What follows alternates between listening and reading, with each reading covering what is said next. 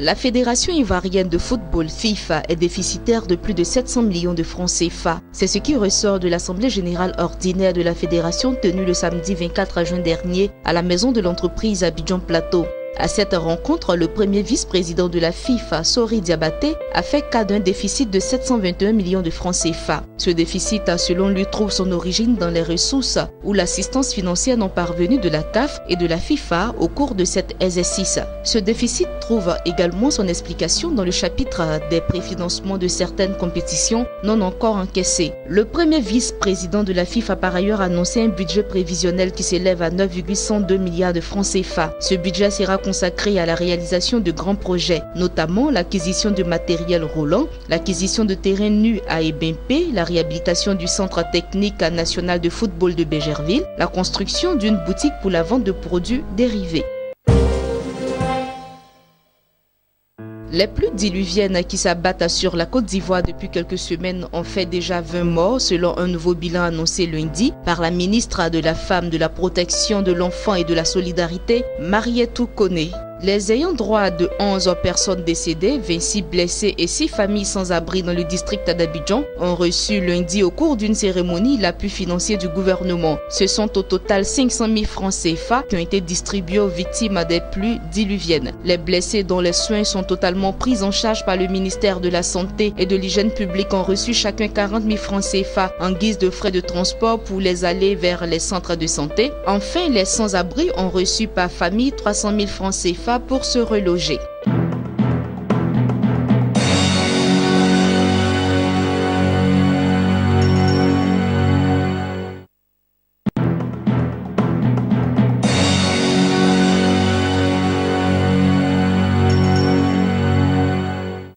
NCA Banque Côte d'Ivoire va lancer du 3 au 13 juillet 2017 une offre publique de vente OPV de 4 11 500 actions, soit 20,06% du capital, pour un montant global évalué à 34 539 525 000 francs CFA. Le prix de l'action étant fixé à 9 000 francs CFA pour les personnes physiques et morales et 6 750 francs CFA pour le personnel de NCA Banque. Cette OPV, annoncée depuis quelques mois déjà, se fera effectuer à raison de 3 170 000 actions nouvelles, soit 15,85% du capital à émettre dans le cadre de l'augmentation de capital en numéraire avec suppression du droit préférentiel de souscription des actionnaires. Ceci pour un montant total de 26 966 25 000 francs CFA, dont 615 100 actions nouvelles réservées au personnel de NCA Banque.